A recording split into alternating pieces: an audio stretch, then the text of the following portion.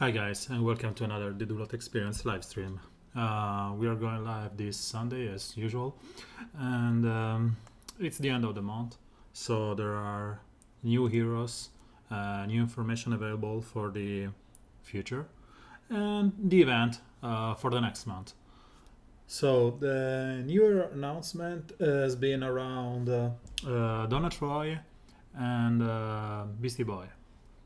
So Donna Troy should be, as much as they want to be, the counter to Wonder Girl meta, the one based around her destroying all your buffs and destroying all the fun in the game. The second hero, Beast Boy, should have been around the countering of Atrocitus and all of the enrages. And to be honest, I don't think any of them, as of now, as their purposed counter. What I mean is, I'm not negative, just don't get me wrong. What I'm saying is that Donna Troy may end up being worse than we thought because she will be able to completely destroy current meta and help Wonder Girl. What I mean right now, you are able to one-shot Wonder Girl with Deadshot Air Gun and Red Robin if you don't get enraged and blah blah blah. She will provide an awareness to the whole team. So this means that basically she will be able to some kind of manipulate her first turn, Wonder Girl first turn, by basically making you, I don't know, cry over the fact that you can no longer one-shot her.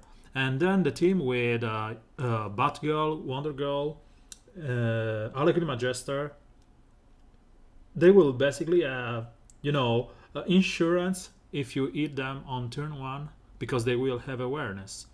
And they will probably get to enrage your team by Harlequin Majester. And on top of that, they will just have evasion up from Batgirl. So the evasion up from Batgirl will last 2 turns. And yeah, it's not even cool. So, I don't know.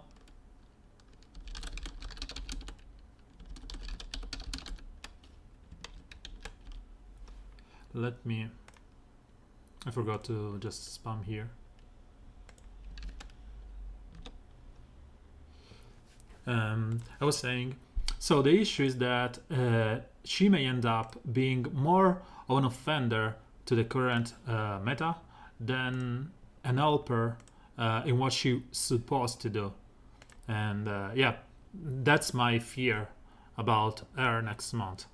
Her kit seems good, and I'm happy that I didn't upgrade my Martian Manhunter because probably I will end up playing Grodd, Killer Frost, which will be upgraded to Gear 11, Donna Troy, that will protect my green guys on turn 1, and in the last spot, I don't know, I will probably end up using maybe Superman for the healing and buff immunity, or some other fringe stunner, or even Aquaman.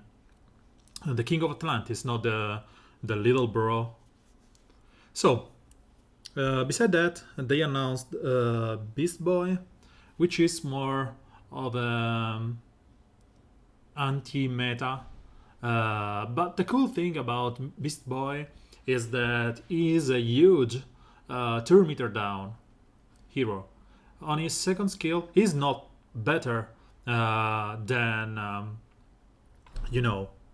Wonder Boy here, Kid Flash, because he will apply team wide 2 meter down, to the opponents, and he will apply speeds down, and he will apply 2 meter down on someone, and he will be using this skill when called as an assist, and he will grant 2 meter up to your own heroes. And so he is not good as Wonder Kid here, Kid Flash. But he's in red, and in red we only add up until now people like, Penguin for 10-meter manipulation here. And the two arrows, the best one is this guy here, reducing 2-meter down with his first skill. So the addition of another 2-meter down and Riddler, which to me has been lackluster. I don't know. Beside that, I was saying the addition of another red physical, so 2-meter down is pretty cool, and it seems like he can, outlast your usual reds because they were built around some kind of evasion, let's say invisibility here, or maybe some ability to slow them down in other ways when they will get it, or providing some kind of awareness on themselves here. So his kit is based on mans, and the good thing is that he may end up getting 12 mans before he goes again with his fourth skill. So it's cool, but the best thing and the only thing I'm really happy to see in October is the fact that he has a skill called Go Titans, which is based around having someone else on your team, which is part of the Titan team. So as you can see here, passive ability, a chance to use monkey business at the end, we don't care about that. And there's 25% chance if the teammate that end the turn is a Titan. So this opens up cool and interesting features to the game, because from now on you are basically able to rewrite skills. Like, for example, maybe they will give us, I know he's been just reworked,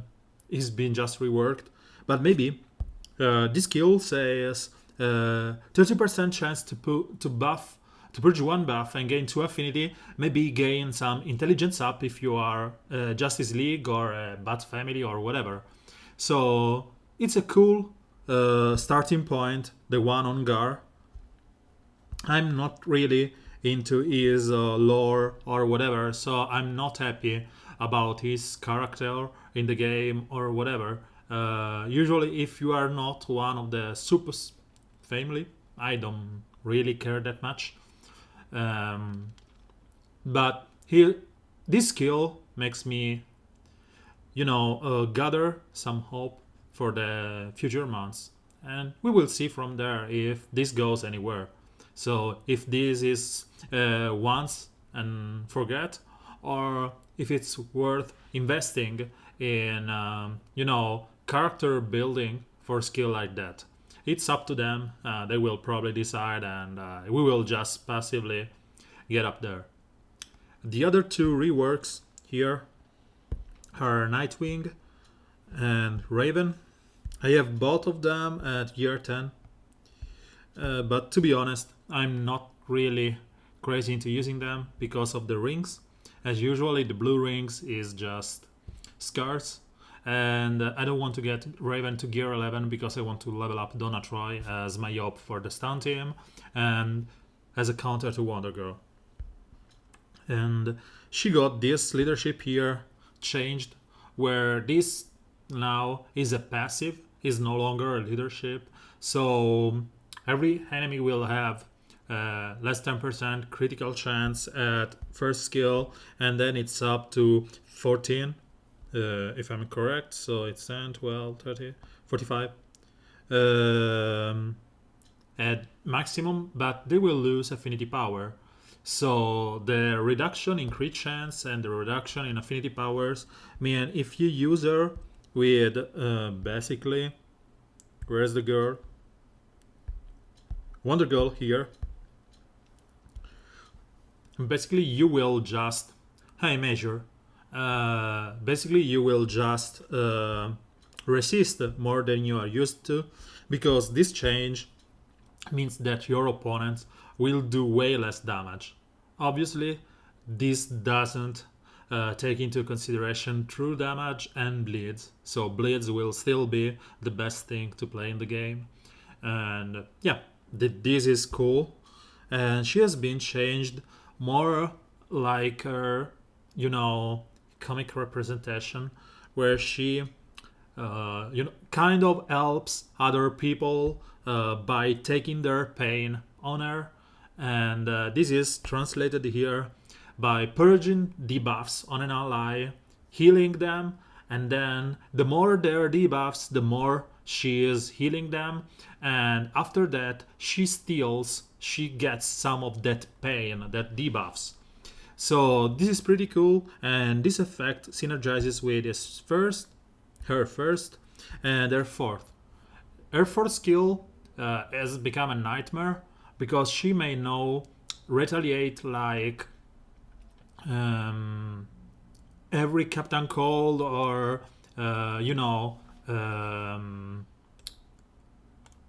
Captain Cold or sorry, Black Canary.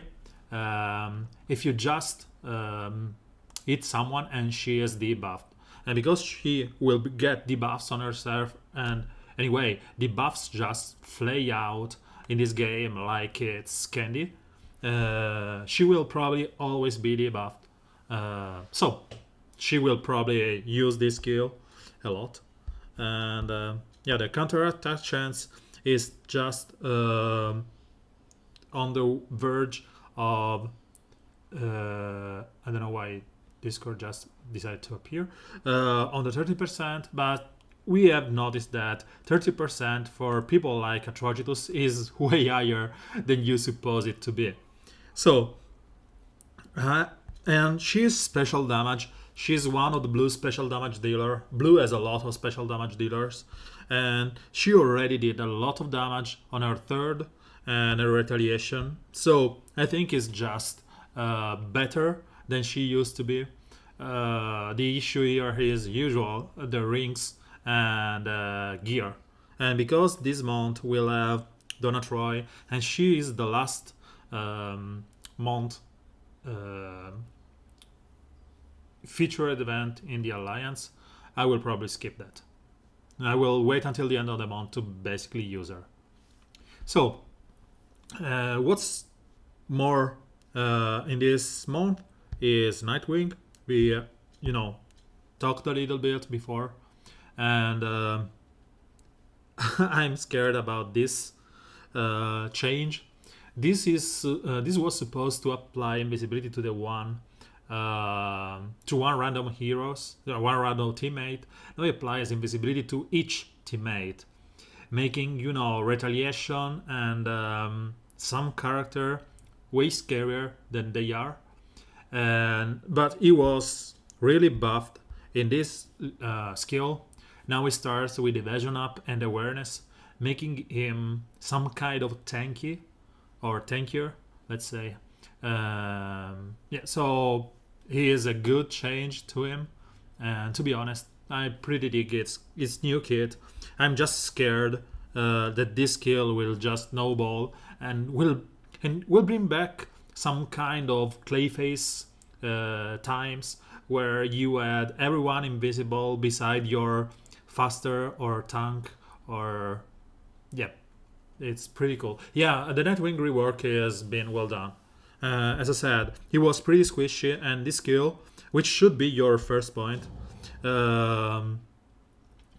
has been a good way to make it, less squishy. And to be honest, is just cool all around. This is the usual legendary point. This one is not something that I really dig, so I'd leave this as my last point. And this one are pretty cool, and I think that depending on your legendary level, you may go. I'd rather go for this one because you have the chance with just one skill point to call for 3 attacks on a target. So you will really use this one as your first skill in 90% chance of the cases.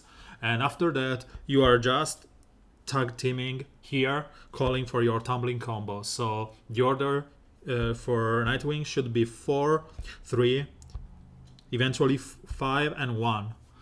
If you don't want to use him as a leader, just go for 1 and 2. But I think he really shines as a as a leader, because this will apply invisibility to everyone, right? And he has the chance to just randomly attack on every turn if they are invisible. So I'd rather get him as a leader than not. A Raven, on the other hand, I suppose the first skill you want to take is this one. The second one you want to take is this one. And the third one, maybe there's a point in going third as your first. But the one with the evasion are usually associated with Harlequin Majester. So even if she can't miss on her third, hi Paul, even if she can miss on her third, and she will be able to purge Harlequin Magister taunt and a stack of evasion, she will probably be hit in the face by the first skill because she is enraged. She will get that 25% damage like Wonder Girl does, but again, she will probably miss. So first point should be this one, just to avoid her to die on retaliation by any kind of whatever. The second point should be this one. The third point should be the fourth. And then you can go on and on with the two and the second one. The first skill has a gate on buff and debuff for the increased chance of damage. But I suppose that the 50% chance to gain 1 awareness is static, because it's after the first sentence. So it's if Raven is debuffed, 20% damage. If not buff or debuffed, you have chance to Raven gains 1 awareness. So the debuffs is just for the increase in damage, and the second part, so no buff or debuffs, is on the awareness.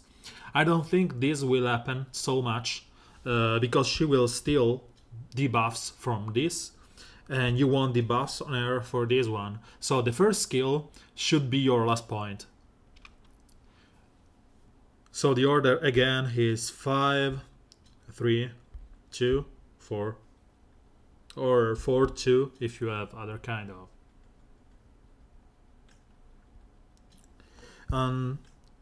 As of the rest of the month, it's been announced that we will have Donna Troy as your freebie, and we will have World Greatest Detective Challenge, and the special, limited selection challenge is the one with Solomon Grande. And this month is the first time, maybe because it's Halloween and they want to keep the spooky thingy on. There's both a legendary and a normal version.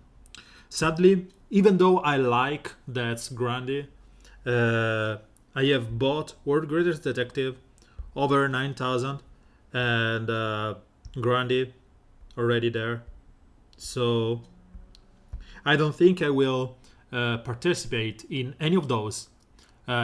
This month, this October month, for me is just basically full skip, because I don't need Grande, I don't need World Greatest Detective, I don't need nearly any of the PvP weeks, because the first week is Nightwing, and my Nightwing, because of the legendary showdown and various stuff that he had, is already L4. So here the issue is that I am 20 over L4. So for L5 I need like 2000, and I need 330. So at 2090. So I will get to top 1, which is not worthwhile for gems, or just ignore him because I just already have him. And the second week PvP tournament is Beast Boy. I will play for that because I want to test him and see if he's good. Then you have Raven, which again, thanks to PvP packs and stuff, I have higher than I want. She's already L4, and again, I would need World First, and I would even get enough for L5. And then there's Riddler, which has proven to be, you know, a hit and miss. I will try and go for top 100, but don't even care. And the last week is Kid Flash. For the same reason, I always went for L4. I should need more than the top 100 shards because I am already L4 and you need 310. So there's no way for me to get to the L5. I will just play cool. The Legendary Showdown are for Z, which again, we have more than L5 here. And the board clear reward is Dr. Fate. Dr. Fate, on the other hand, is someone I really like. I'm still leveling him up slowly because the rings. I'm stopping this month because of Odona Troy, which has priority. But is one that I want to have at gear 11. And I maybe rack up some board clear if I don't need the particular week of the showdown. So if the showdown is associated with Beast Boy and Riddler, I will just skip it. If the showdown is associated with Raven or Kid Flash, I will probably go nuts even here, even if I don't need Zatanna shards. Yeah, I commented the Donna Troy kit. I will go on over it again. It's no problem. So this month, the October month, has been all around new players because they will benefit more of the upcoming events. World Greatest Detective has a new cool kit. Donna Troy is cool. Grundy is a good hero, pretty tanky, and it does a lot of damage, even in gear 10 against gear 11. The PvP are all based around good heroes. The reward one, Nightwing and Raven. Then Beast Boy and Kid Flash. To be honest, I really like Kid Flash. He is not gear 11 for the same reason of, lack of rings. Besides that, just skip Riddler and you are done with that. But as the veteran that completed Red Alert daily, it's pointless. There's just nothing we can use this here. And there is the issue where, basically we have nothing of interest because there's no interesting PvE content yet, and there's no siege, there's no nothing. So yeah, I maybe take it down, maybe go slowly, play my daily, and maybe play other games. As I announced in the previous stream, I will probably end up streaming more Hearthstone and Magic Arena. If you don't know them, just come by. I will specify that's Magic Arena or that Hearthstone in the title. So if you want to, you maybe learn, and it's a cool game. Both are cool game. I stopped playing Hearthstone like a lot of years ago, and I still played for the daily, and maybe sometime I bought something, but I'm not really big in there. I used to be, but like 4 years ago. And as of Magic the Gathering, I stopped playing competitively like 2011, 12 maybe.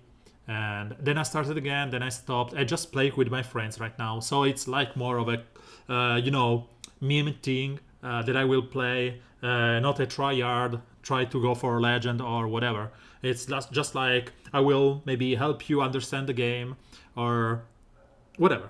If you get there and if you are interested in trying something new, please come by and we will talk about when it's time. So let's go over Donna Troy.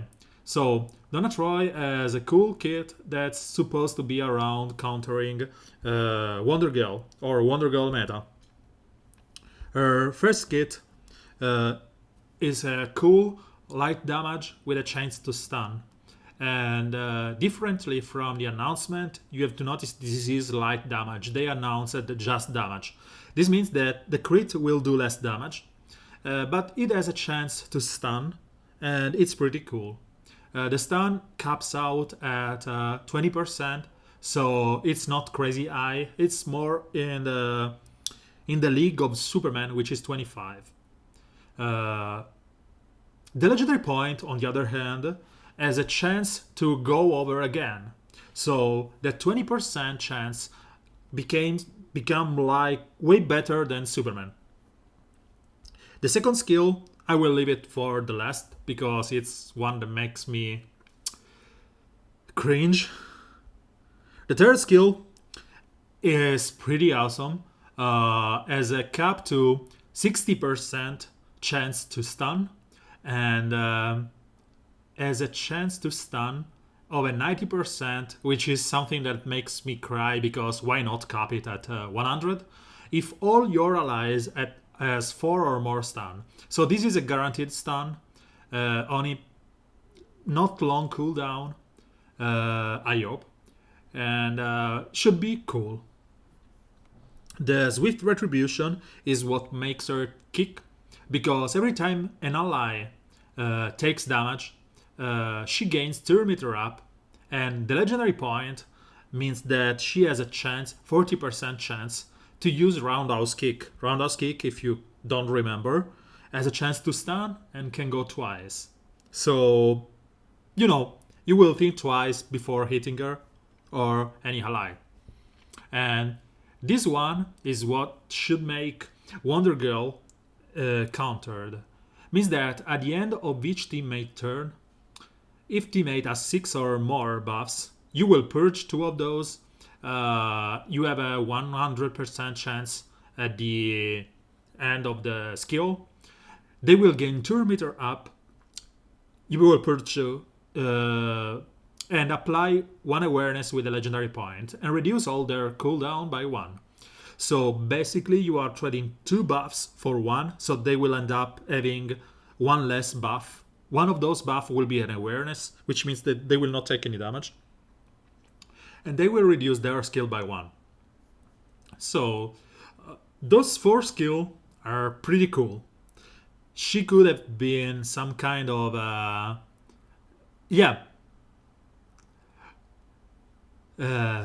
this could have been some cool way, you know, to counter Wonder Girl. But then they introduced this skill, Amazonian Challenge. Amazonian Challenge says, gain taunt, apply 1 awareness to the whole team. And the legendary point is the usual. Use this at the start of the battle. Perfect. So, consider that the wording of this is like Harlequin Manchester and Clayface, so it will not work on Red Alert. It's a shame. I really wish that this would have worked in Red Alert. It would have made Red Alert pretty quick and pretty painless. But again, this is an issue. This is a big, huge issue to me. Because at the moment, the most annoying team is the one with Batgirl. Let's go over here. The most annoying team in the game is the Batgirl, Harlequin Manchester, Wonder Girl plus 1 team, right? Because they will have like 9 evasion up on Harlequin Manchester on turn 1. Harlequin Manchester will up, everyone else will have 3 for 2 turns. Harlequin Manchester will probably enrage someone on your team. And if you bring some kind of Steppenwolf or buff up team or whatever, you will be destroyed by Wonder Girl. So the best way to beat this team was to kill Wonder Girl on turn 1 with Deadshot Air Gun after you gave him True Sight or you dispelled Harlequin Manchester Taunt with maybe something like, the answer was this and 2 more. So turn 1 you dispelled Harlequin Manchester Taunt, you will purge 5 buffs. One of those should have been probably the taunt. And then you hit Deadshot. You use Deadshot to hit Wonder Girl, right? one less problem. The other two on your team had 100% crit chance, so they will probably dispatch the 3 remaining.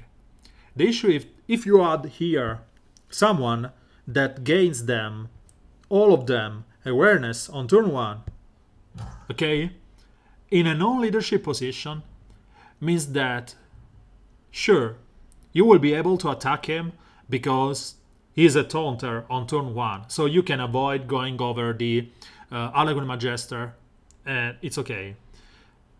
Moreover, he won't retaliate because he retaliates only when he takes damage. But he will take no damage. Your whole team will take no damage. And there's no way you can hit them on turn 1 and kill them because they are behind 3 evasion up and 1 awareness. So it's so scary.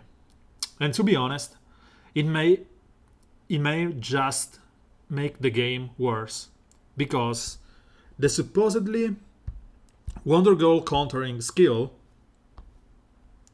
works at the end of your turn.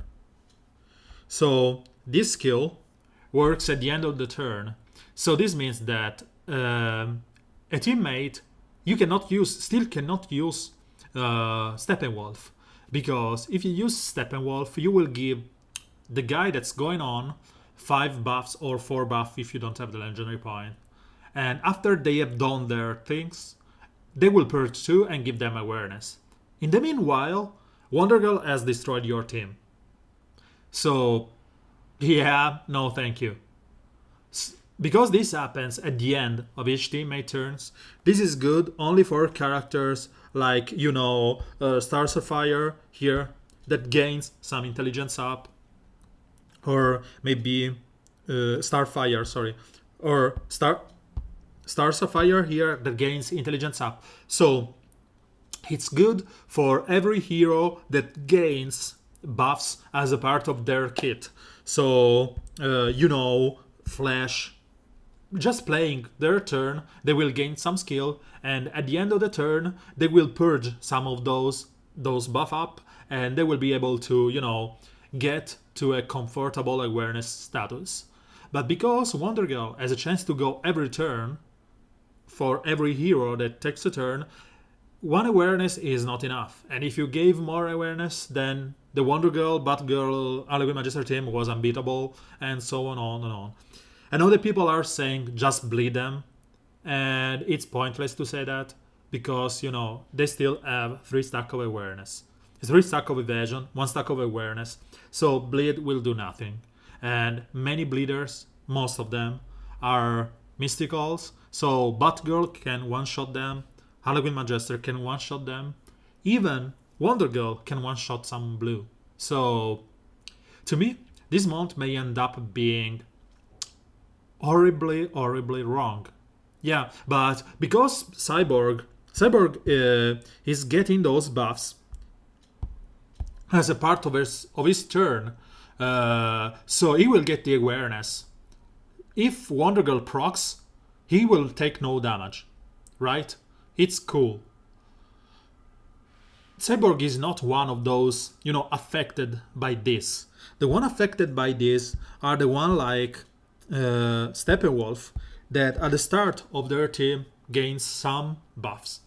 The one that, gains something as a part of their turn, they are cool. It's the one that don't. Let's say, Bane gets attacked a couple of times, gets to 6 or more buffs. There's no way he's, safe, because as soon as he goes, he will be whipped out. And he still doesn't have the awareness. He will get the awareness at the end of the turn, which is not enough. Obviously, Bane is a physical, doesn't care about Wonder Girl damage, but you get the gist of it. And other guys that gains buff passively during other turns. Let's say you have Superman. Your team is under attack. They are critting your guys, punching you in the face, whatever. Superman get the taunt. Okay, the rest of your team is dead, because as soon as he gets the taunt, you don't have to think about the buffs on the hero that gets the buffs.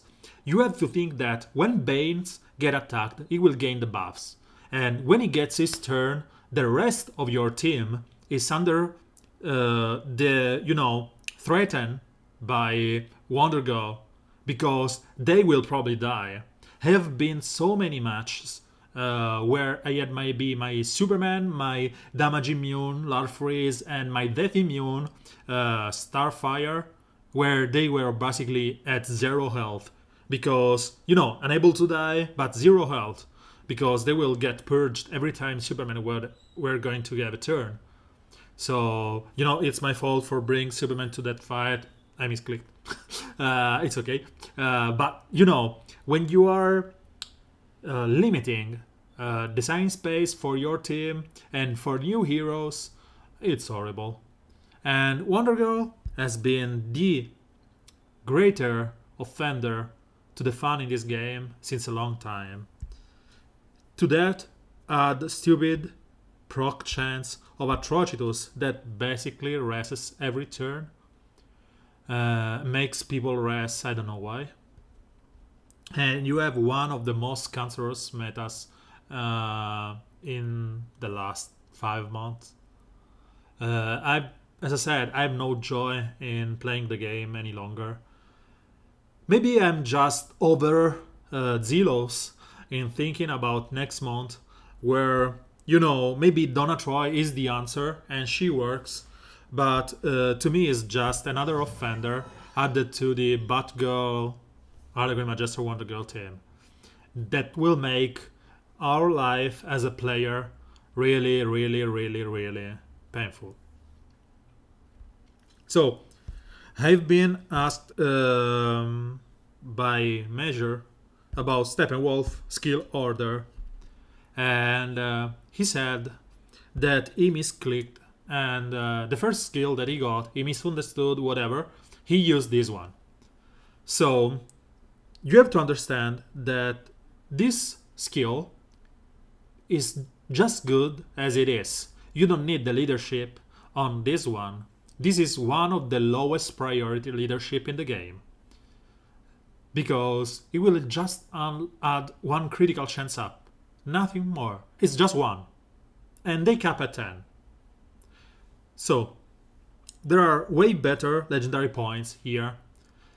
One that allows him to go faster, because he is some kind of a slow kit, is just 106 at gear 11, which is pretty underwhelming. So, you have 2 choices as your, let's say, first skill. If you did something wrong, just skip that and go for your second skill, one of those.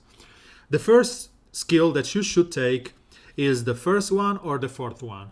The fourth one will allow him or anyone that gains turn meter up to go faster, because they will crit, they will gain turn meter, and he gains turn meter. So he has a chance to go over his slow, let's say, slow speed. Okay, so the second one that you want to consider as your first legendary point is this one, because as you may know, he is based around people helping him crit, or he may help up himself with a crit with his skill. So when he crits, he will apply 40 chance down up on and 75% chance on a random ally, which means they will probably go next. So 4 each chance up and 75 is pretty huge. It means that he's doing whatever he has to do, which is he cannot miss. He's increased damage for every buff on himself, and he will gain 4 because of the enrage immunity and 8 chance up. So this is already 120%, 90% chance of damage. Okay, so this is a pretty cool skill. It does a lot of damage.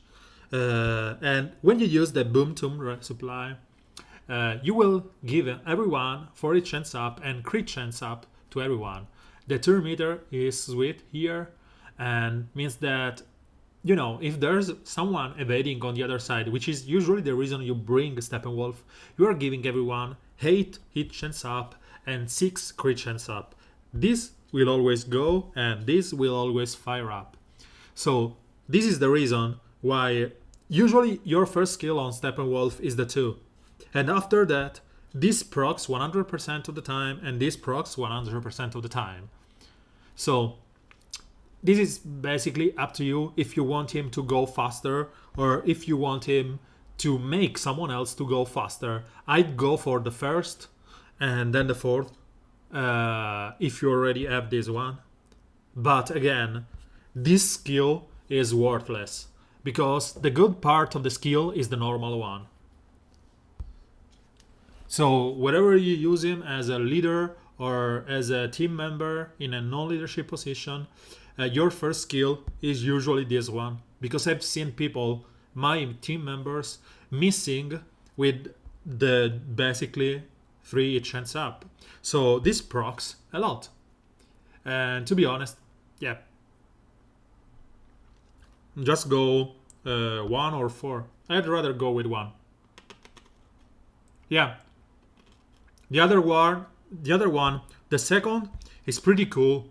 But I finally got him at L4 the other day, 2 days ago, when he was in the shop.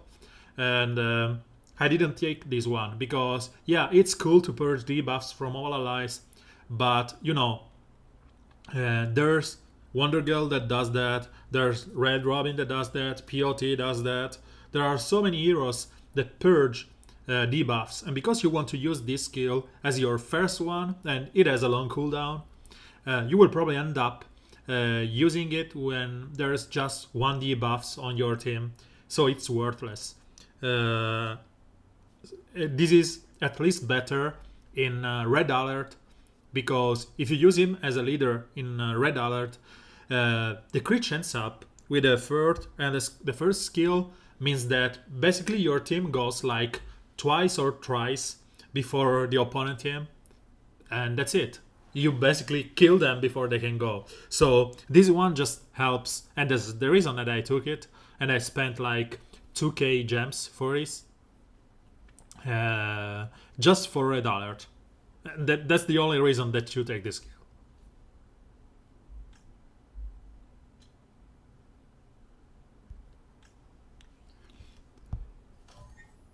So, I'm skipping this one, this top 100. I will probably end up whatever, because if you remember, I was ranked at 25 in the Siege, so I got a good payout, and my Larfreeze is already 400 over L4, so for L5 I need 550. Right? So because there's nothing here, with just top 1500 I will gain 140, which brings me to 542. So I need 8 more for L5, and you have to consider the gem that will cost me to get to top 100. For 8 shards I will not spend more than, I don't know, 200 gems, 400 gems.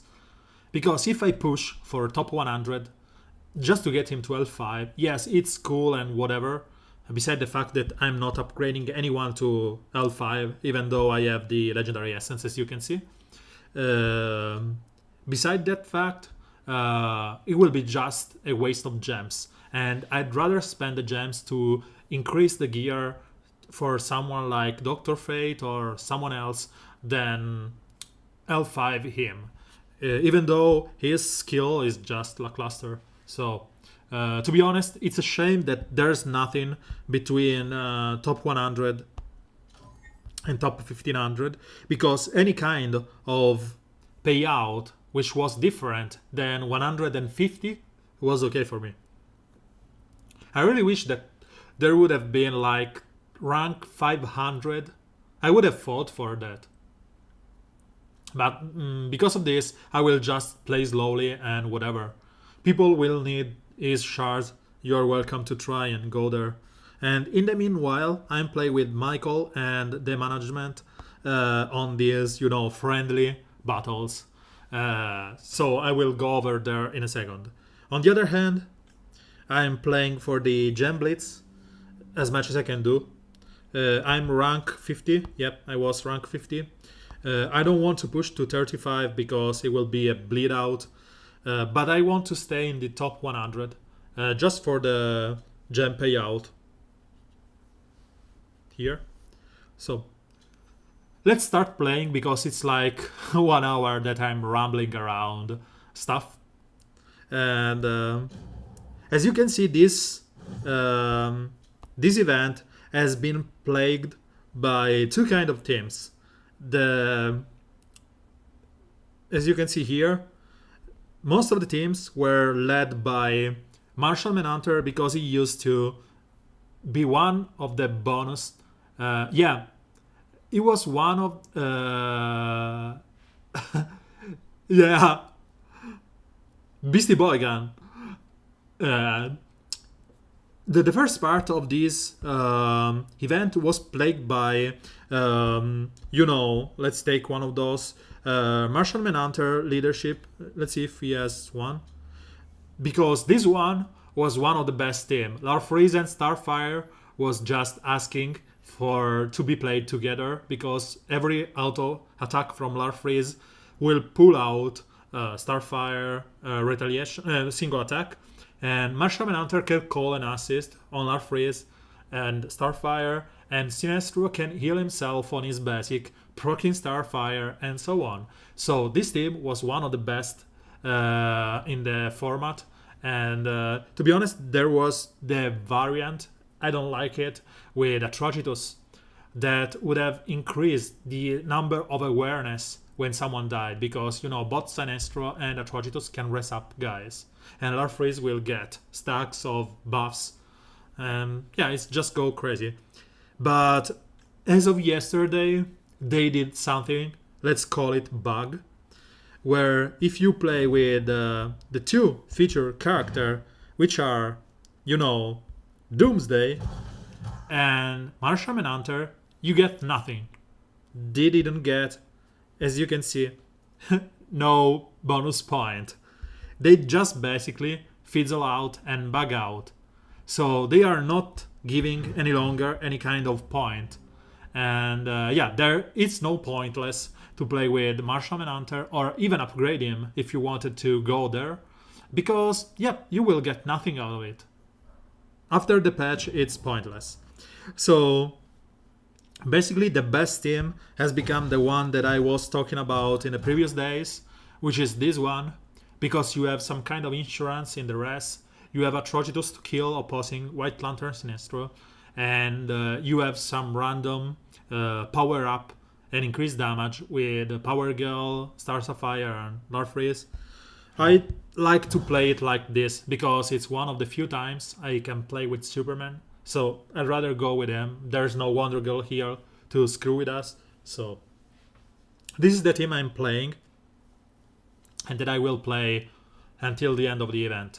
It's been a shame because I really wanted to play with Doomsday, but because of Larfreeze, because of Power Girl, and because of Marshall Manhunter, it was pointless. It was so slow that he didn't do anything. And, after he ramps up a little, you can just purge him with Larfreeze. So, no thank you. Superman here has a double role. The first one is to be an unbeatable wall. The second one is that he applies healing immunity and buff immunity. That's pretty cool. So let's go over it. I will go take some water in the meanwhile.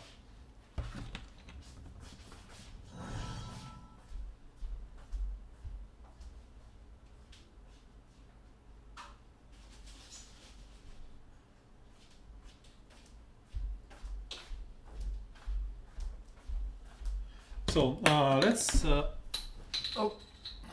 let's find some music.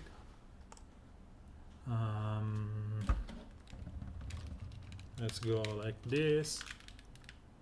I like playback device. Okay. This is our usual playlist for the stream. Let's go. Okay, so the plan here is to just go slowly and have your guys being critted. Buff up your power girl so she's able to retaliate. Obviously she didn't. She never retaliates when you want her to. And then you here go for the try and kill Atrocitus and bring them down. Still no retaliation. And then you maybe go and try Atrocitus. So Atrocitus is dead and is not resting. Is resting, fine. We have crit chance up Larfreeze, which will probably kill my Wonder Girl. So I'd rather go and steal buffs from them, because I want to steal the death immunity on Power Girl. I didn't. So Wonder Girl is dead. My Superman got the damage immunity, which will be stolen by Larfreeze. I want to apply the healing immunity on Power Girl, so she will be dead with no chance to rest. As I said, Larfreeze always steal the damage immunity. Let's kill.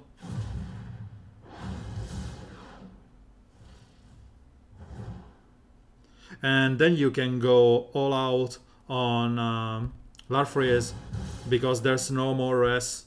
You are protected by the damage immunity on Superman, and your Larfreeze is better than his, because he will call for an assist on Starfire.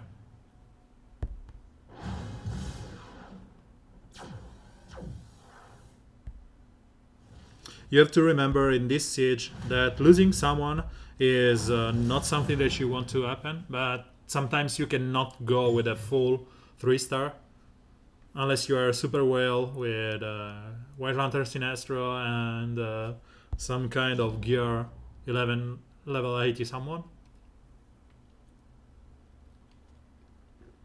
I was really hoping that I could use my beloved Lobo, but you know, he will lose the star when he dies. So, and I don't see why people play Steppenwolf. I was even attacked by hate mail yesterday. I don't know if it's still my log.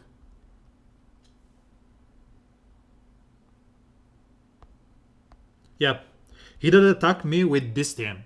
Why? Every other leader would have been better. Martian Manhunter, White Lantern Sinestro, Atrocitus. Anyone would have been better. Atrocitus would have given Arcus shield. It's not that there's someone here that gives you like evasion or something. So there's no point in going there. There's no evasive hero, as you can see. Why? Leave Steppenwolf at home. And I can understand if you want to play him in a leadership role, to buff up your Larfreeze.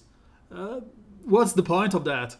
You can just go there and use someone like, Broccoli and give him damage immunity and strength up and agility and whatever. Why Steppenwolf?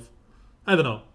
Even, as I said, White Lantern Sinestro was just better because of the mans, the death immunity, the damage, the healing, whatever. The rest chance. Why use stupid Steppenwolf? Let me change those two positions.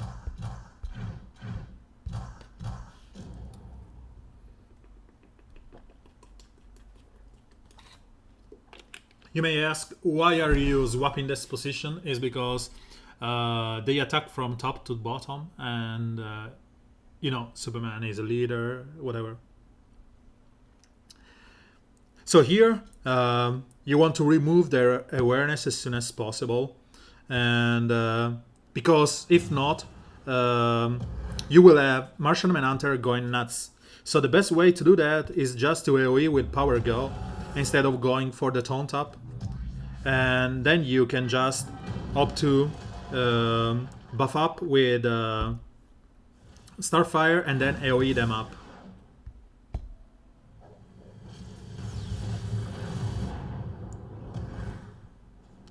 As I said, it's difficult here just to not have some kind of death in the team because of the characters that are involved.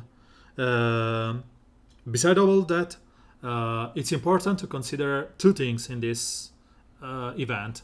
The first one is that Larfreeze will purge 2 awareness if you have if you use his skill. Don't try your heroic challenge. I will talk about that in a second. The first thing is that you will, one second. I was saying the first thing that you have to consider is that Larfreeze is purging 2 awareness because of the damage and the drain life. So that's one thing to consider. And the second thing is that Power Girl can only retaliate if she takes damage. So if she has some kind of awareness, there's no point in, retaliating. She cannot retaliate at all if she has the awareness. So here I could call and ask, I could damage Steppenwolf because I will damage him and then I will steal life and then I get to proc Starfire. Here you want to taunt up.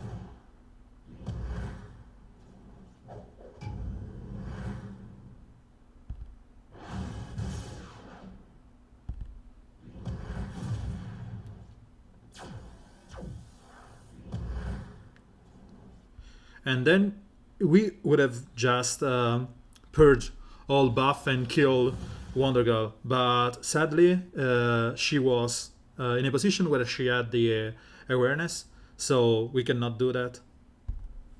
We try and stun Martian Manhunter. Perfect. So let's try and go for some damage on Power Girl. She cannot retaliate, but I have death immunity, so I'm fine.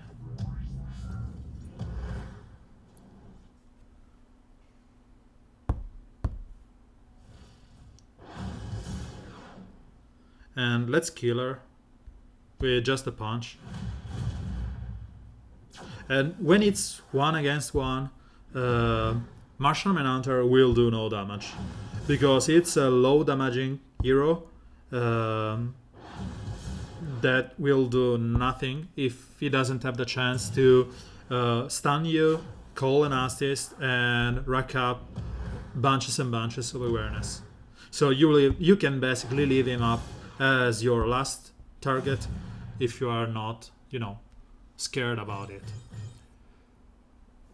So there's the question about what we will bring in Donatron Heroic Challenge. So let me check the featured hero. I don't remember it, sorry. I suppose that if there's as they usually do, Atrocitus and Larfreeze. Larfreeze is basically... Oh no, there is no Larfreeze here. So the hero usable are Bane, Chemo, Huntress, Zatanna, Black Adam, Wonder Woman, POT, Jon Stewart, Penguin, Cubes, Killer Frost. So Killer Frost will probably be one of those. Superboy, Supergirl, Blue Beetle, Hippolyta, Wonder Woman, DOJ. So there's, let's go like this. Wonder Woman, DOJ, and let's see. I will put people here when I go through so I can understand which one. Robin, World Greatest Detective Ivy. So there's Ivy. I'm just counting my gear 11. Nightwing, Raven, Wonder Girl. Oh, there's Wonder Girl. So Wonder Girl, Donna Troy, Beast Boy, Two-Face, and Riddler. So I don't know. I will probably end up with. It depends on your opponents. Probably there's Atrocitus on the other hand. So probably something like this. Wonder Girl, Atrocitus, maybe Raven for the increased damage.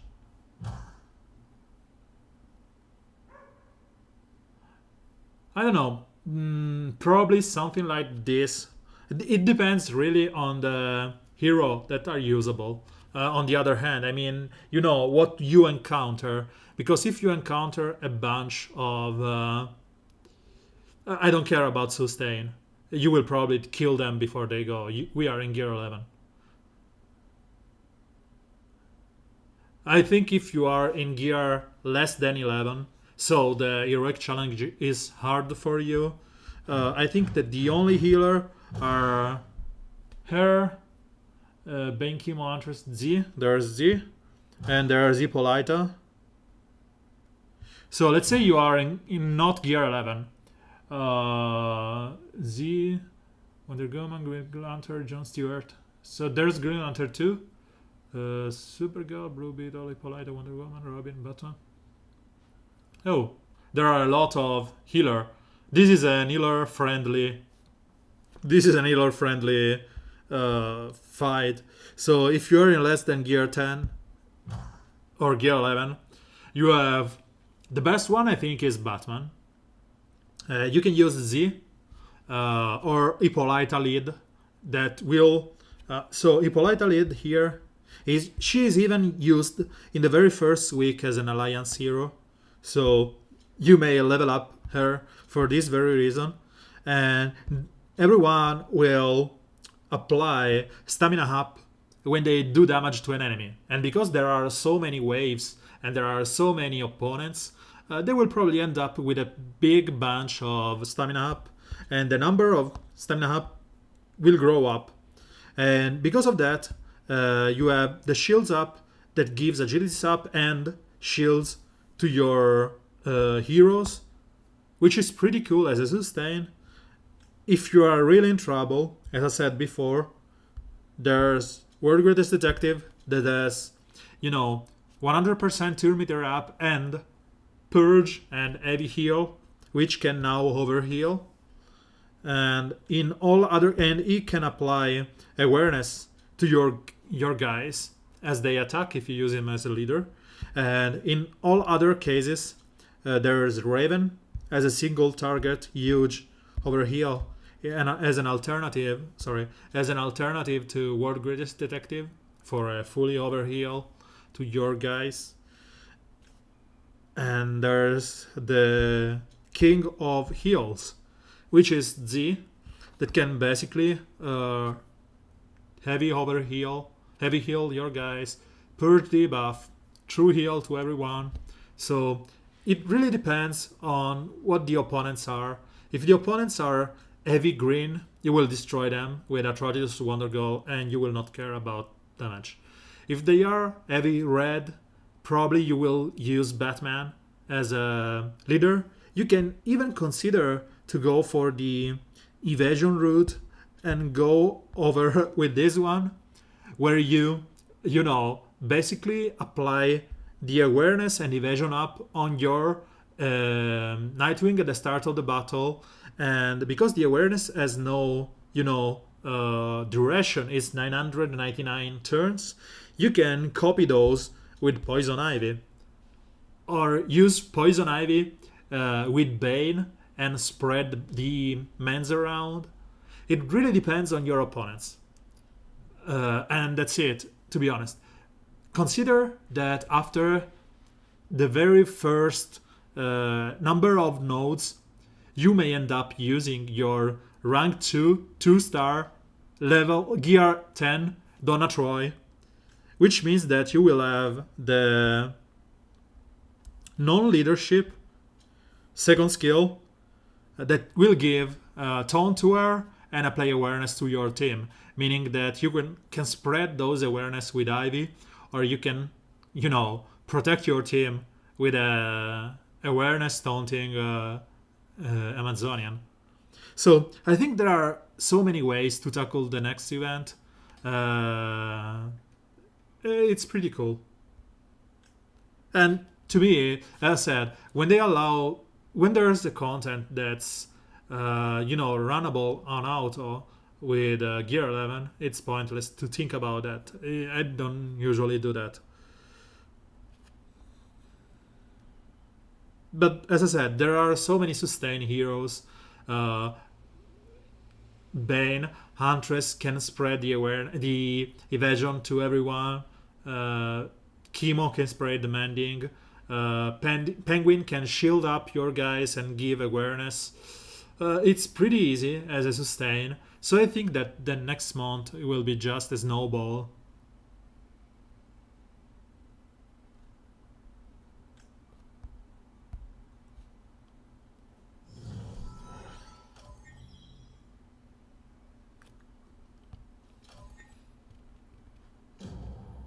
Let's see if we can tackle up some... Oh, 2 Gear 11. When I see stuff like that, I say, so let's tackle up some points. And then I realize that there's a Power Girl on the other hand. And it's pointless to get points when they are not playing by the rules.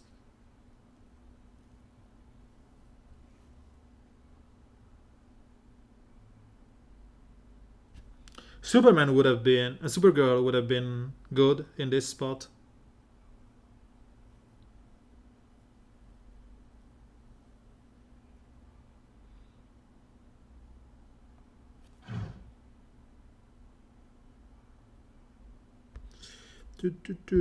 Let's use her. Yeah, it's evil. It's your doing, right?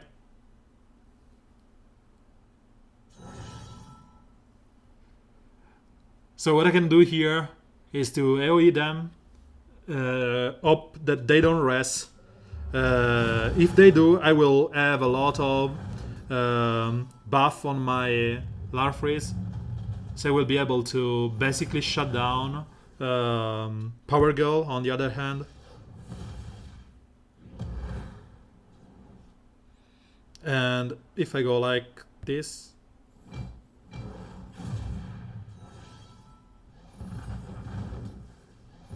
every time someone dies, I will be just happy that my Larfreeze gets a bunch of buffs.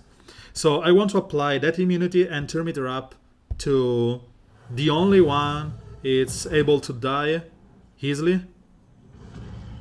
As you have seen, he was going to die, my White Lantern Sinestro. Let's go on, taunt up here. Sooner or later they will, die. So as I said, White Lantern Sinestro can apply healing and taunt. Sure. And that's the point.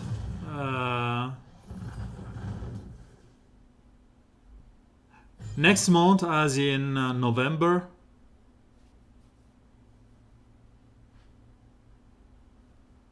and this is the reason I don't like the star system as of now. My Lobo is still there, swinging his chain and Geralt, and I got 3 less points than usual. If the OG Wally West, I really wish he's in there.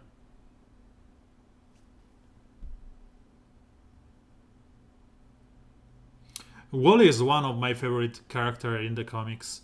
Even in Young Justice, he was pretty cool. So I would really dig. Yeah, December is for sure Aquaman team, unless there's a caveat here.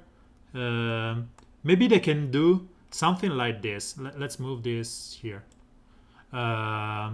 Maybe they can do something like on November we get Aquaman as an hype for the movie, because we already know who's in that movie: Black Manta, Ocean Master, and whatever.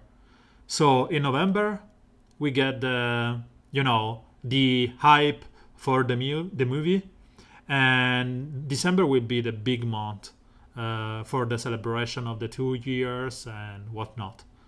I don't know, maybe they will swap things up. But again, November will be the celebration. People are expecting Suicide Team. December it's Aquaman, or the other way around. Then there's, in the next year, there's Wonder Woman 2 or Wonder Woman 1984, which bring me to Van Allen. I don't know. There are so many things, and CW series will be out soon. They will start in October, and it's been told there's the new crossover between the Flash, Arrow, and Supergirl TV series that will introduce a new Batman-themed hero, which we still lack, and which is Batwoman. So we may end up getting Batwoman in the game, and maybe it's the time that we get Batwoman vibe, and maybe TV series Superman, something like that. This is three of the heroes that you can consider, and you have to consider that last year on November they released Red Alert. So if they release Red Alert on November, maybe this year they will give us Raids, or please something worthwhile. Yeah, I know that CW shows us just something like on the side. Yeah, no, they never did. In fact, we have the black version of Wally West because of that. Instead of the red-headed one. But Wally West is that in the rebirth version of Flash, so you may never say that they chose that.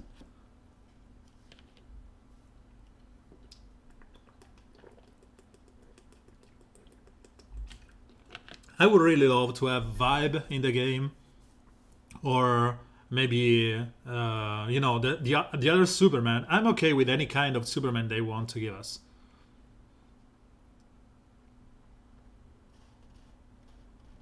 Yeah, Supergirl, Firestar Man, Killer. But I think that Supergirl was still not in the show.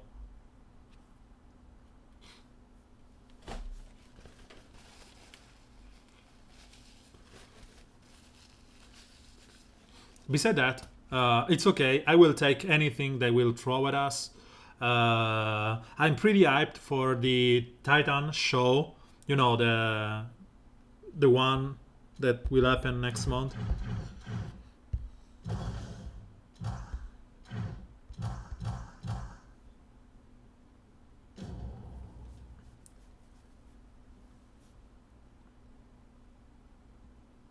Yeah. So the first thing you want to kill here is White Lantern Sinestro, but you cannot do that. So you'd rather go and apply Inning Immunity on Larfreeze, because killing him means that Starfire will not get called and whatever. But he has that little chance that he will purge his own debuffs. So there's nothing you can do reliably here just to kill someone. So you go for your lucky hit and hopefully get to bring someone down. If you don't, you didn't. It's okay.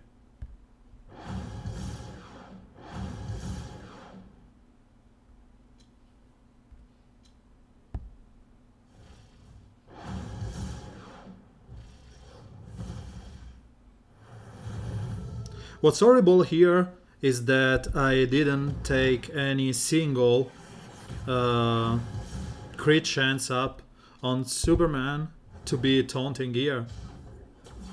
And I have to manually taunt up when I would have loved him to be able to, you know, taunt up automatically. So I will just AoE here. Larfreeze has rest, as you can see from the thermometer bar. And I'd like to kill him again. Rack up more buffs on my Larfreeze. Bye bye, Supergirl.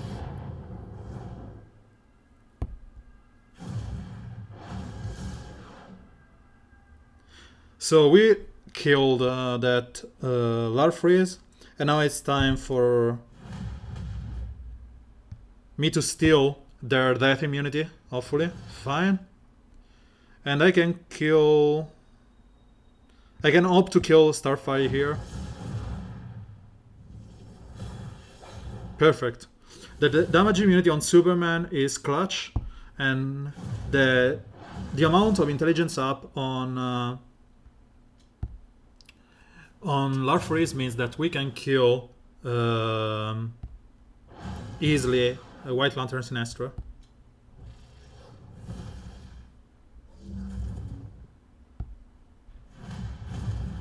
The CW show has been using Jobbers and OC as the big bets. There wasn't, yeah.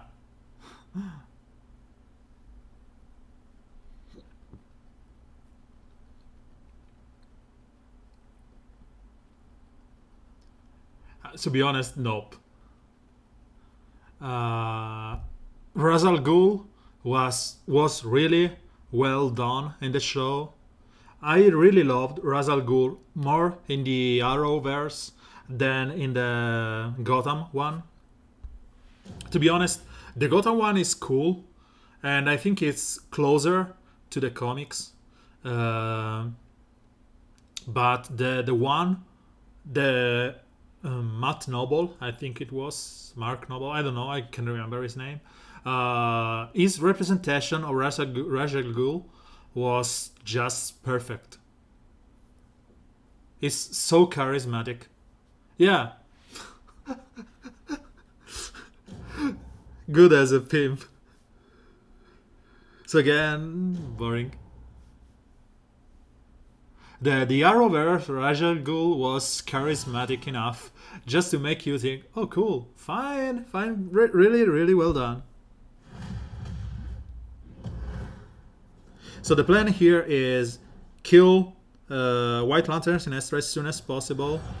And I don't know if I want to go AoE here, because I will proc Superman.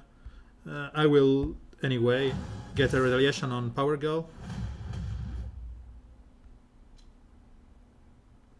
So let's purge her.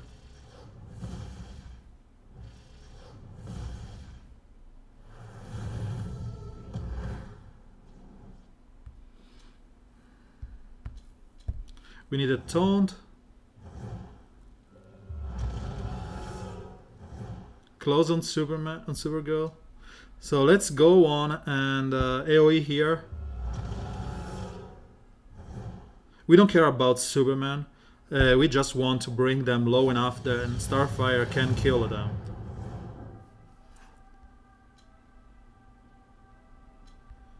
And let's steal the death immunity from Power Girl.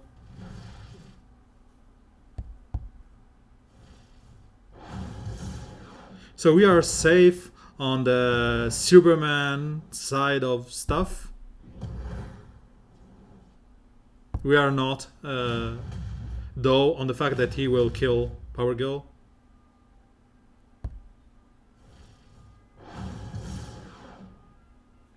Stupid Power Girl keep getting the death immunity. The best way to shut them is like this.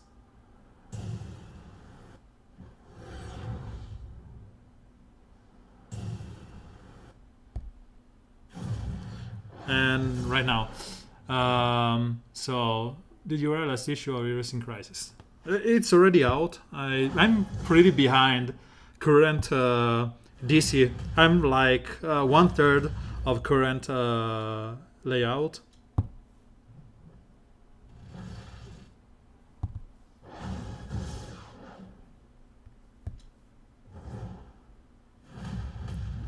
And now Larfreeze should be able to bring Superman down.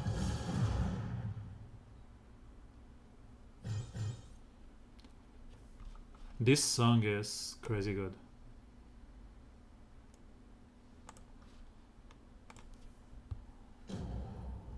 Don't spoil anything, I will kill you, Measure.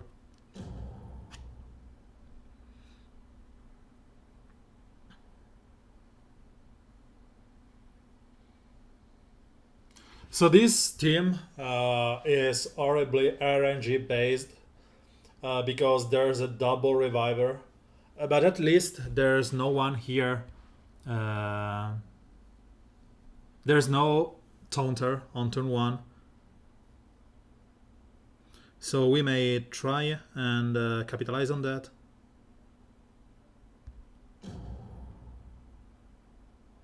Maybe I want to just play some Atrocitus for the kicks. Yeah, we will play Atrocitus soon.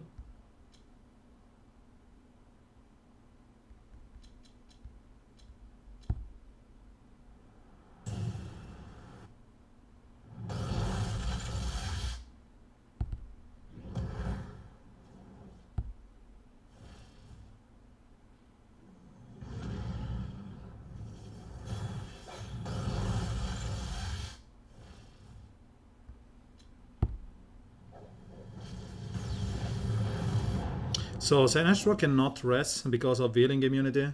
We will try and punch Atrocitus too. Let's see if he rests up. He didn't. And we purge Larfreeze, killing him. Fine.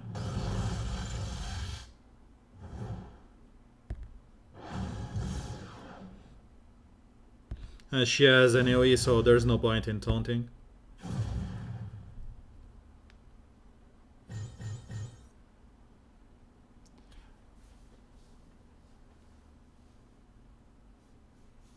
What's Batman PvP?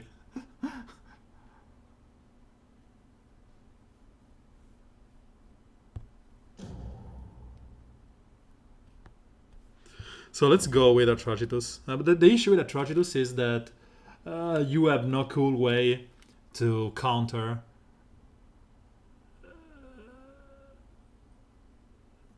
I don't know what's Heroes in Crisis.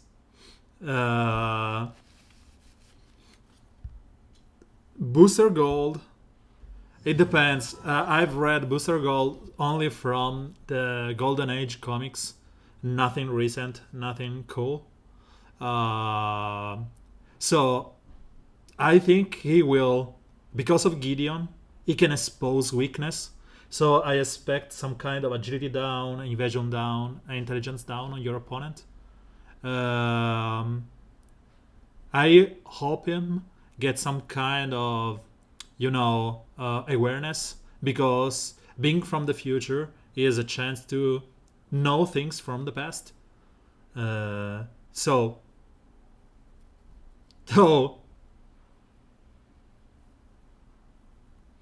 that's really something that you go out and check. What's that? That a bandong. I was saying, so you want to have some kind of awareness on him, on a skill, some intelligence down, agility is down, and each chance down on your opponent, because of Gideon, knowing their weakness and whatever, and maybe the usual punch with strength up. I don't know what the passive can be. Maybe give intelligence up on every start of the turn. The start of every friendly allies, give them 1 intelligence up. I don't know. I really haven't followed Booster in recent times, so I don't know where they can go with that.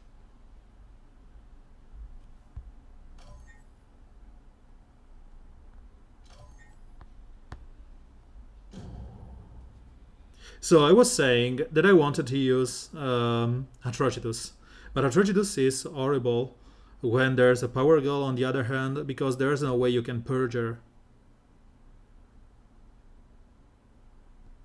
So the only one that can purge here is Martian Manhunter and Superboy and Larfreeze. So let's use Larfreeze.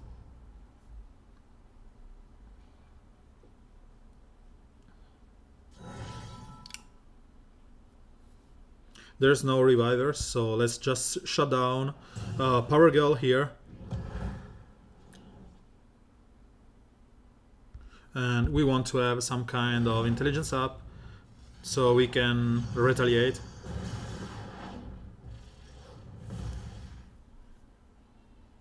There's no need in retaliation, as I can see.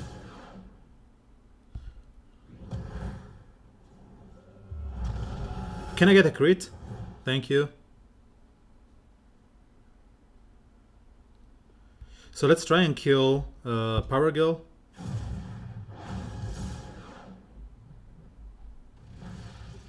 He always steals the damage immunity. I want to kill Starfire as soon as possible, but because of the death immunity, I'd rather go and purge. So let's go and purge her, and then we AoE with our own Starfire. Because of the amount of intelligence up, I should be able to kill her. Yep. Taunt up again. And then we will kill.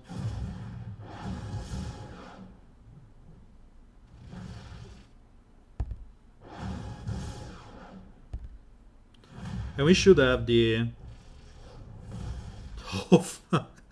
How much damage did the third on the... on Superman? He one-shot Superman. Stupid Larfreeze. And I've read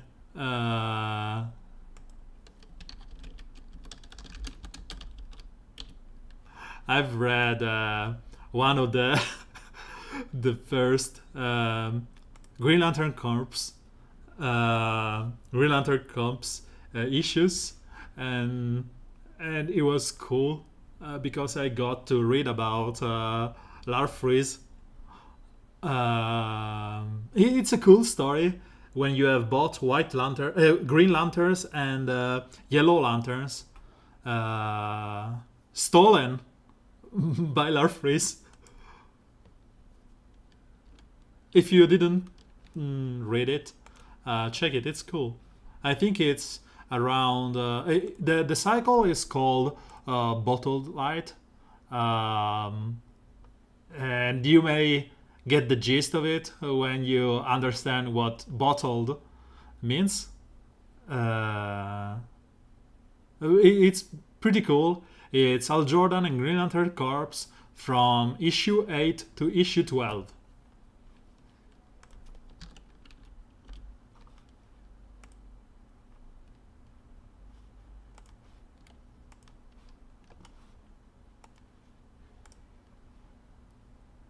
If you know about history of DC and the big baddies of DC, when you listen to something like Bottle something, you think of only one character, and then stop spoilers.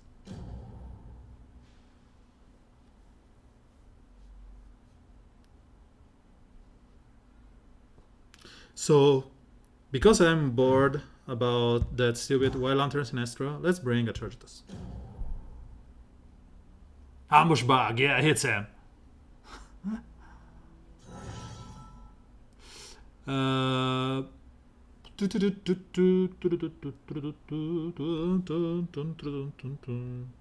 Let's punch Larfreeze.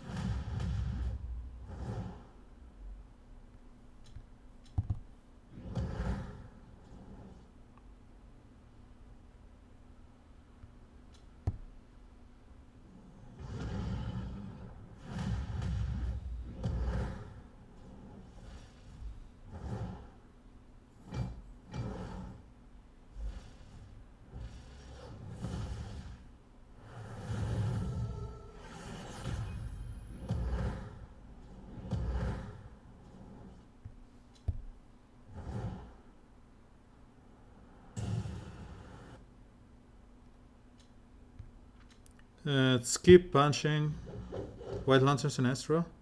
So he's close to that, and as soon as he gets out of that stupid death immunity, fine, we can kill him.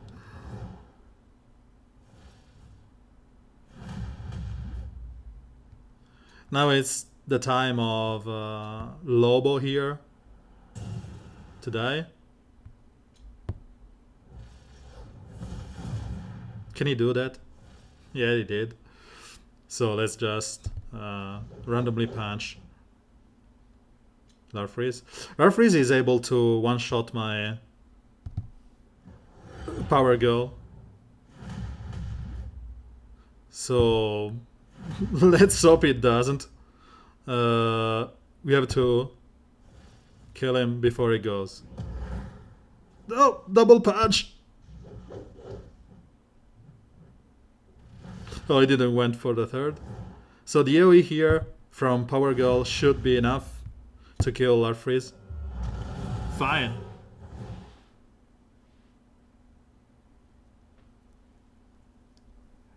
The non-chant for nothing, it means... yeah. The Green Lantern Corps comic was about Jon Stewart and his Green Lantern Corps and Al Jordan, and they encountered a Green Lantern, which is perfectly normal, you know. An Orange Lantern, sorry. So it's pretty cool. To me, the story just was perfect. It was fun. There were people involved that I read about for the first time. As I said, I'm not a big lantern knower. My knowledge of lanterns is pretty restricted. Yeah, there are a lot of guys that are not lanterns, but there's a reason why he is there. And the reason is that Larfreeze stole him.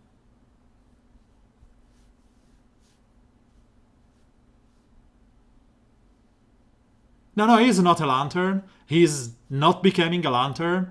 As I said, Larfreeze stole this guy. Yeah, Paul, you are the devil. So we all know that.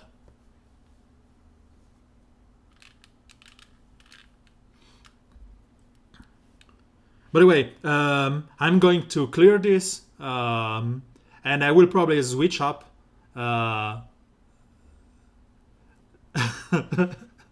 Switch up to maybe arena.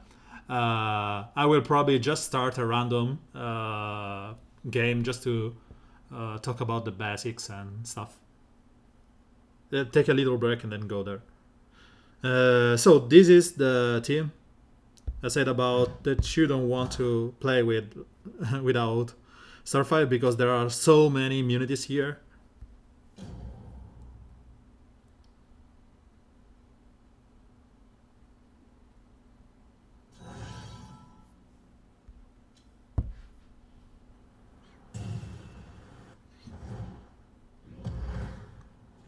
The fact that you can remove the ability to stack up more more strengths on Power Girl is good. Sadly, we are not able to heal up. So let's try and bring Larfreeze down. Perfect.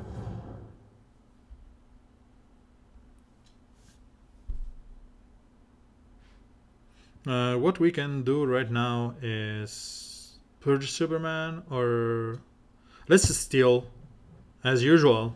It's our purpose to steal everything here.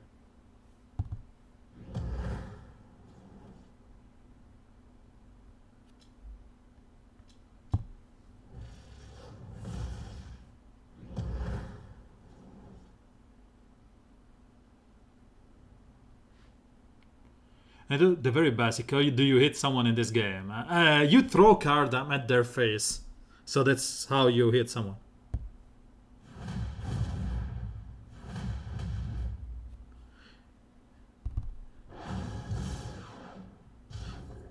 Who you're gonna kill? No one. When Arceus starts his big punch, issue challenge, you say, someone is gonna die. Who's gonna die? And he goes for someone like Superman or whatever, that they're never gonna die.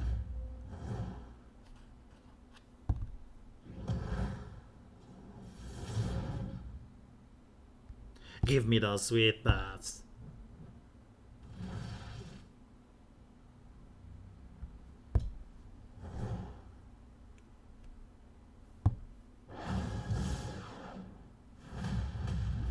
I will show you the power of stealing. I've stole the death immunity from one and death immunity from the other. If we are talking about the same issue, okay, tell me one last question. I will answer that. I can give you the cover for that Al Jordan.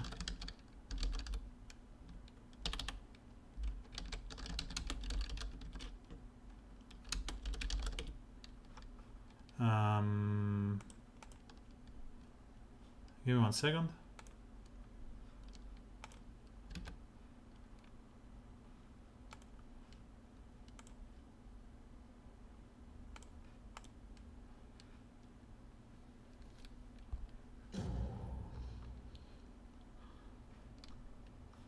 Al Jordan. Lantern Corps.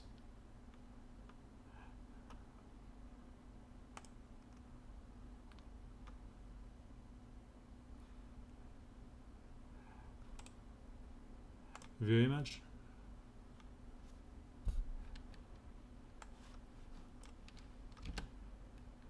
One second and I will show you the cover. Nope. No. It's not the very first issue. Is this one. Window capture.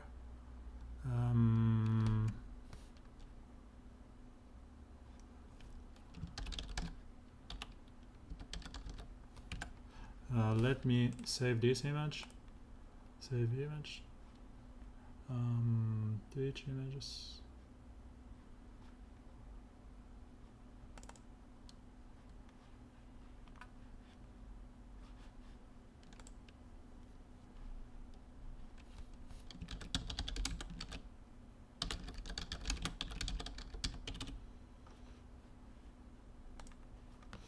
So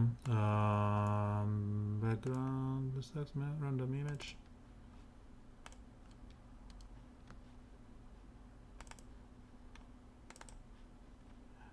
Okay.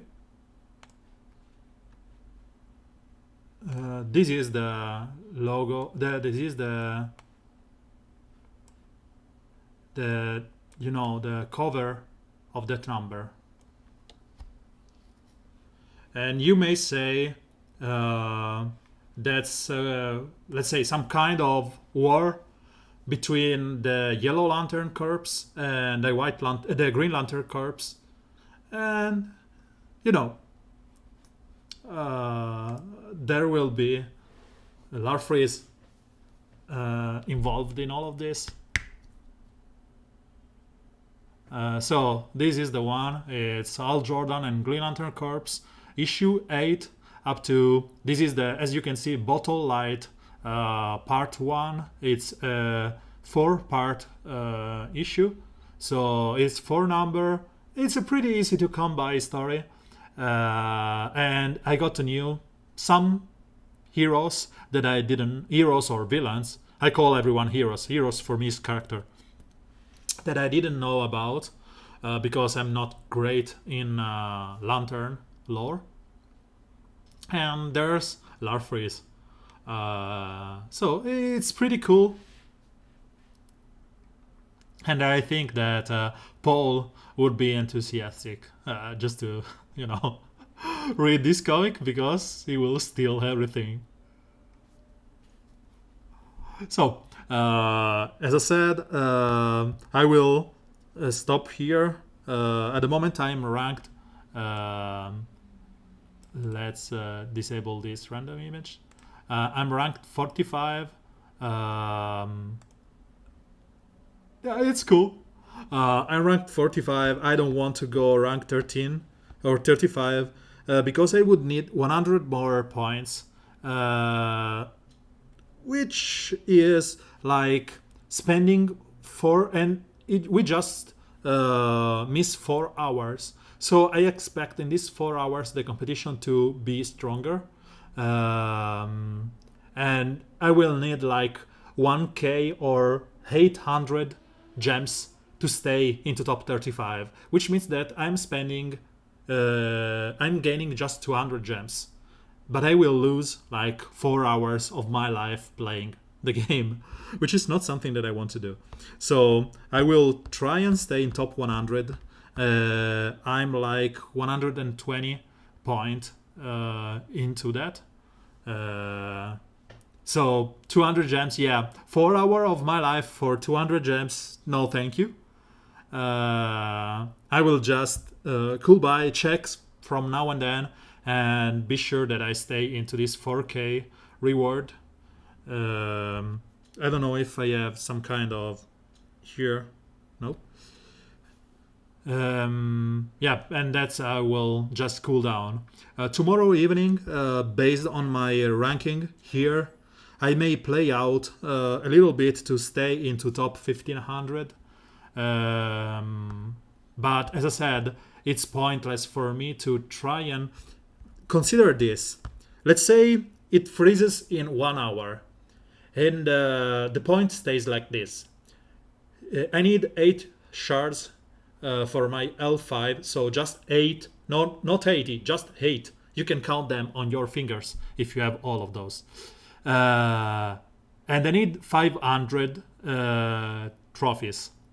If I am the luckiest man in the world, to gain 500 trophies, and I gain like 100 because I'm the luckiest man in the world, 100 every board clear, I need 5 board clears, right? Which means 1k gems. Would any of you spend 1k gems to gain 8 shards? I wouldn't say so. So I'm not stupid. That's stupid to spend 1k gems for 8 shards. I will hopefully get him in some other way. Maybe they will give some kind of,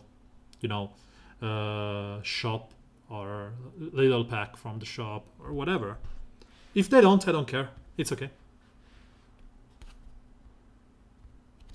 I can live without him at L5. So, as I said, I will take a little break. It's 5:20 p.m. for me. And I will be back like in 10 minutes and play Arena. Arena will be this. Let me put up the Twitch chat. And Twitch chat Arena is there, which is Go Beyond.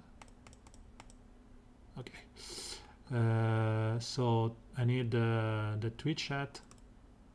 Let me check this. Okay, I'm making you crazy. I need to check the properties here because I want to have the same stream aspect here. So window filters,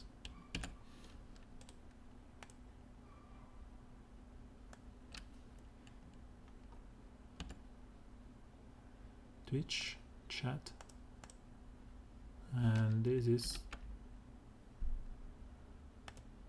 okay. It doesn't want to be black, so I need some kind of background. I will add in a moment. Color source, background, chat background. Let's see if we can do this. Okay, so chat background. Okay, this is better. So Nope, this isn't Tiny Toons. So this is Magic Arena. And as I said, I will be back in a couple of minutes. Just time to get something to eat and to drink. I will probably make a tea. I will leave you with some music. If you please stay here. If you don't like checking some other games, catch you tomorrow or in the next stream. Bye bye. Thank you for being here. If you go, it's been fun. See you in the next days. Bye. No, it's okay, Measure. It's okay, really. I'm, this is one of the good thing of having a girlfriend that works on Sundays. I can play whatever I want and have the time to play those.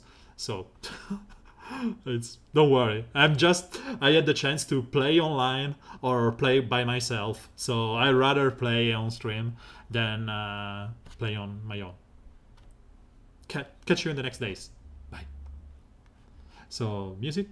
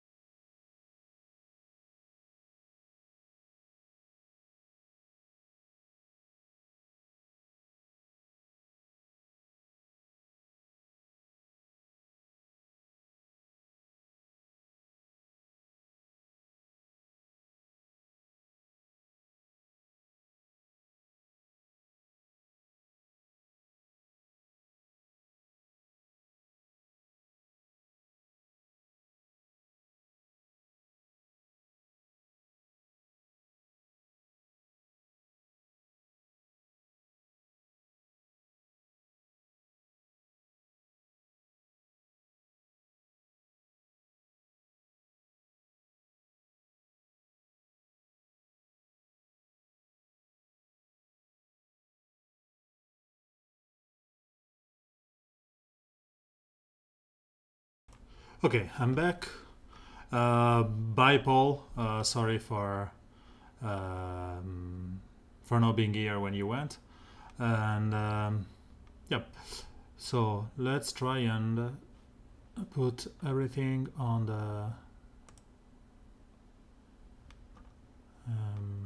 on the spot. Window.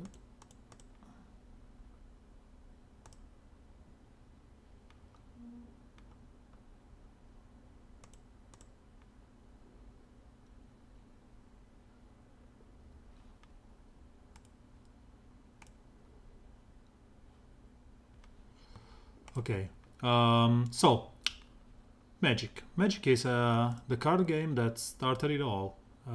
Is one of the very first,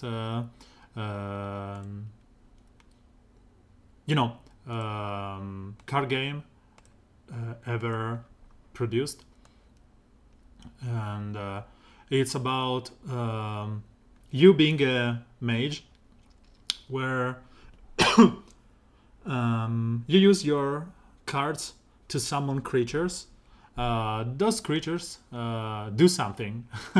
They can attack, they can directly damage your opponent, and stuff like that. The cards are assembled in decks. I'm just using the Promades at the moment. And you have a collection. Every card, like the hero in DCL, is a collectible. So as you can see, I have 3 of those over 4, 2 of this one, 2 of this one, and so on. And they do something. This one is a 2/2 flyer for 2, which is pretty random, basic card. And this, for example, is a 3/1 for 2 mana again, and not flying, so she cannot get in combat against this one because she is flying on top of him. I will explain the basics as we get by, because if I stop to play about enchantment, sorcery, and stuff, it will just take like a full day just to explain the feature. But cards have a rarity and a skill set, a set. So as you can see, there's this number is golden, while this one is gray, and let's find someone that's, and this one you cannot see because it's behind the chat. I have to find a better way to find the chat or reduce the window. Let's say this one is a silver. So silver is uncommon, black is common, and golden is rare. There is another color which is mythic rare. I don't know if I yet have any of those. Mythic rare. Oh, sure, I have Planeswalker.